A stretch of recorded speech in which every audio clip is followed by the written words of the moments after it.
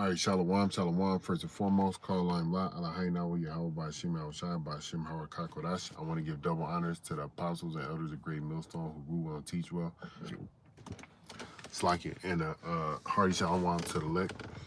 And I want to say to Wadi Bashim, Shai for allowing me to do this lesson. Okay. And, throughout the week, if you're paying attention to what's going on in Israel, all right, there's this guy. I don't want to mention his name, all right, because it's not important. He's teaching that we are in the second covenant, okay, all right, and we are not in the second covenant, okay. We are not in the second covenant because we are still being overruled by the so-called white man, all right.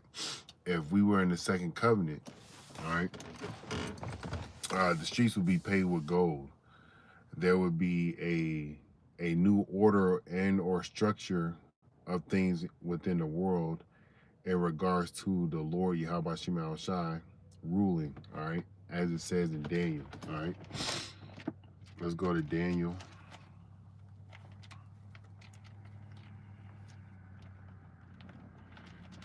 The second chapter, all right, and this did not happen yet, okay. This, what I'm about to read, has not happened yet, but if this did happen, okay, we would be in the second covenant, okay. This is Daniel chapter 2 and verse 44. It says, and in the days of these kings shall the power of heaven set up a kingdom which shall never be destroyed. Is the Lord's kingdom set up yet? No, it's not, all right? It's not set up yet, okay? This part has not come to pass. Esau Edom is still floating around here in the world, producing mass wickedness, okay? You still have to wake up and go to a job, 9 to 5, okay?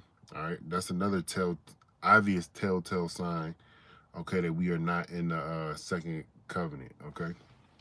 All right, you would be in a different seat of emotions if we were in the second covenant, because guess what? You would have the law, statutes, commandments placed in your inward parts, all right? But the Lord's kingdom not even set up. We don't have the law, statutes, commandments in our inward parts, and you still have to punch a clock every day. And on top of that, Esau Edom is still ruling, okay? The U.S. dollar has not crashed. The World War III has not happened. What else? The MOTB has not came about yet, okay? So we are not in the second covenant because of the list of those things that I just mentioned, okay? So going back to Daniel 2 and 44, and it says, and in the days of these kings shall the power of heaven set up a kingdom which shall never be destroyed. And the kingdom shall not be left to other people, but it shall break in pieces and consume all these kingdoms, and it shall stand forever. The Lord has not broken down the kingdom that Esau is ruling in. The Lord has not broken down America yet, okay? America is not broken down yet, so we are not in the second covenant, okay? All right. Verse 45, it says, for as much as thou sawest the same stone was cut out of the mountain without hands, and that it break in pieces the iron, the brass, the clay, the silver, the gold, the great power hath made known to the king what shall come to pass hereafter, and the dream is certain, and the interpretation thereof is sure. So this part didn't happen yet, all right? The Lord has not came to destroy America yet, okay? So we are not in the second covenant, all right? I'll go to Ezekiel, all right? This Ezekiel chapter 30,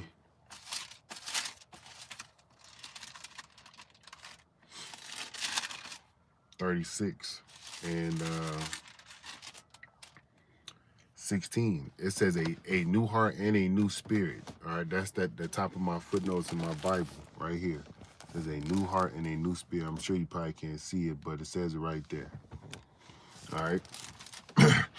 Nonetheless, the Son of Man, when the house of Israel dwelt in their own land, they defiled it by their own way and by their doings. Their way was before me as the uncleanliness of a removed woman. All right, and that way that we portrayed before the Lord, what you're going to tell you is the idol worshiping that we did, the sacrificing of our children to other gods, you know, adultery, spiritual and physical. All right, everything that we can do to go against the law, statute, commandments, and how about Shema Shai, that's what it is that we did. Okay, and within us, and with us doing those things, we were separated from the Lord physically, spiritually. Okay, all the way up until today. All right, we are physically separated from the Lord, but the Lord is spiritually bringing us back. Okay, all right. Verse 18, it says, "Wherefore I poured my fury upon them for the blood that they had shed upon the land, and for their idols wherewith they had polluted it. And I scattered them among the heathen, and they were dispersed through the countries, according to their way and according to their doings I judged them." So if we were in the second covenant, all right, we would be in the Lord's kingdom right now. Those Edomites, okay, would not be in the land of Israel right now, and there wouldn't be any war. Okay.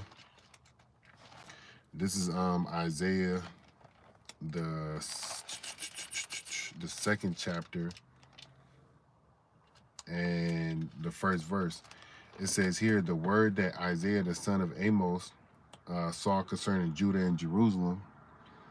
And it shall come to pass in the last days that the mountain of Yahweh's house shall be established in the top of the mountains, and it shall be exalted above the hills, and all nations shall flow unto it. Is that happening? No, it's not. Okay. Verse 3, it says, "And many people shall go and say, Come ye, and let us go up to the mountain of Yahweh, to the house of the power of Jacob, and he will teach us of his ways, and we will walk in his paths. For out of Zion shall go forth the law and the word of Yahweh from Jerusalem." This stuff is not happening yet, man. Okay, we are still on the highways and byways, teaching, preaching, and prophesying. All right. The Lord's government is not set up as it will be set up in the kingdom. All right, because you still got the governments of, you know, the so-called white man still running and polluting the world with wickedness. Okay. And no man, woman, or child outside of the elect is coming to an Israelite man, okay, that's a prophet and or a teacher of the Lord, saying, "Let's go, teach us the ways of the Lord." None of that is happening. That is another a telltale sign that, you know, we are not in the kingdom yet. Okay, or we're not in the second covenant yet. Okay, so it says here, verse 4. It says here, "And he shall judge among the nations, and shall rebuke many people, and they shall beat their swords into plowshares and their spears into pruning hooks. Nation shall not lift up sword against nation, neither shall they learn war anymore." And none of that stuff is going to happen because there's going to be righteousness in the world. There's no righteousness in the world right now. So that this is another telltale sign of us not being in the kingdom, because these countries and their soldiers and their warriors still have their arms in the sense of weaponry, and it's not used to cultivate. It hasn't been transformed to be cultivated. It hasn't been used to cultivate the land. Okay, all right. But let's go back to Ezekiel. This is Ezekiel chapter 36 and verse 20. It says, "And when they entered into the heathen, whether they went, they profaned my holy name, when they said to them, These are the people of Yahweh, and are gone forth out of his land. But I had pity for mine holy name," which his name is Yahweh. All right. Which the house of Israel, both northern and southern kingdom, okay, had profaned among the heathen, whether they went. And what way we profaned it? When we went into captivity under these other nations, we didn't worship the Lord. All right, we worship these other gods. Okay. And that's the same thing our people are doing today. All right. It says, verse 22, "Therefore say unto the house of Israel, Thus saith Yahweh, I do this not for your sakes, O Israel, but for mine holy name's sake, which ye have profaned among the heathen, whither ye went. And I will sanctify my great name, which was profaned among the heathen, which ye have profaned in the midst of them. And the heathen shall know that I am Yahweh, saith Yahweh power, when I shall be sanctified in you before their eyes. All right, and how is the heathen gonna be sanctified? I mean, so like, how are we gonna be sanctified uh in the heathen, in the eyes of the heathen? All right, we're gonna be made to be righteous. Okay, all right, we're not gonna be doing anything contrary to the Lord anymore. All right, there's gonna be men that's here in this time during the trials and tribulations of Jacob's trouble. There's going to be men that receive spiritual powers. All right, that's one way that the Lord's going to be sanctified in the eyes of the heathen through us. Okay, because people are going to know that it is and was Yahweh Shema Shai that gave that Israelite man spiritual powers. Okay, to do the things that that individual is going to do for the glorification of the Lord. All right. Verse 24 says, "For I will take you from among the heathen and gather you out of all countries and will bring you into your own land." This is another telltale sign that we are not in the second covenant yet, because guess what?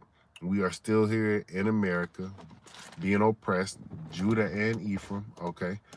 And wherever the brothers are throughout the four corners of the globe, they're still being oppressed. All right, you still got to punch the clock. You still got to pay your taxes. You still got to eat defiled food. You still got to look at motherfuckers being that liberal, or that liberal state where they can walk around as somebody that they're not. You can be a cat, or you can be a dog, or you can be a woman when you're a man, and vice versa.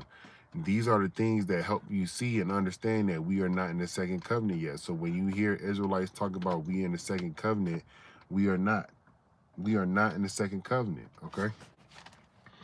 Because of the list of things that I've, listed off for the last 12 minutes, okay? Verse 25, it says, "Then will I sprinkle clean water upon you, and ye shall be clean from all your unfilthiness, and I will cause Salakia, and from your idols will I cleanse you." Has this happened yet? No. Okay. All right, because we still are subject to commit transgressions against the Lord. All right.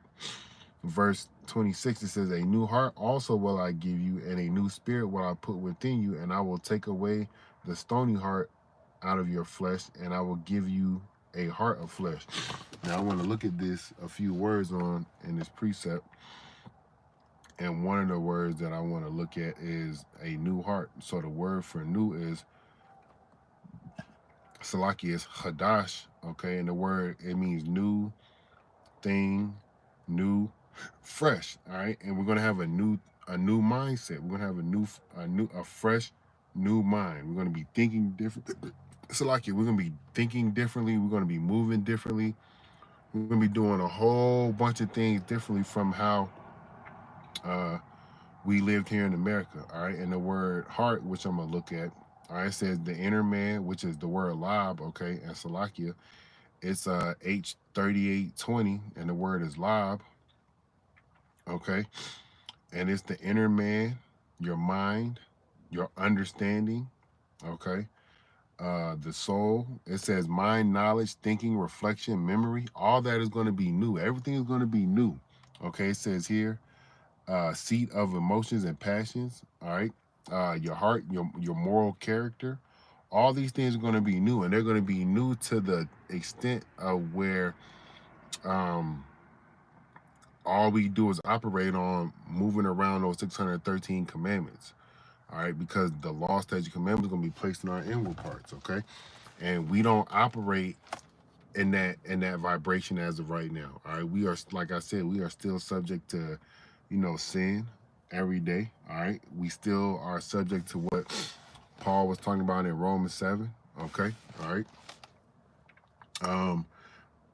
Verse 27, it says, I will put my spirit within you and cause you to walk in my statutes, and ye shall keep my judgments and do them. Are we keeping the judgments of the Lord wholeheartedly? Are we in a sovereign place where we can put somebody to death for idol worshiping, or what's another one where we can what's another one where we know if the food died of itself or not, as far as lawful animals to eat? Are we aware of that? No, man. Okay. because you're not supposed to eat an animal that died of itself. And then on top of that, you can't put a HMO to death. And then, like I was saying, you still subject to things here of the world. Like we got to go through that time of testing, especially with that MOTB. Okay, we got to go through a time of testing that hasn't happened yet. Okay, so there's a lot of things that you can look at in the world and read in the Bible to see that you're not in the second covenant yet. All right, the Lord hasn't put his spirit within us and caused us. All right, that hasn't happened yet. Um, verse 27. And ye shall dwell in the land that I gave to your fathers, and ye shall be my people, and I will be your power. Are we dwelling in the land of Israel right now? No, we are not. So with all these things that I just read, hopefully you understand that we are not in the second covenant, okay? We are still here in America and wherever brothers are scattered throughout the four corners of the globe, preaching, teaching, and prophesying until the day the Lord comes, all right? When the Lord puts us back in the land, puts the law, statute, commandments in our inward parts, then we'll be in the second covenant. Until then, we're not. So whatever Hebrew Israelite man or group that tells you that we're in the second covenant, do not listen to them because we are not in the second covenant. Lord will, you was edified to the next time. Shalom.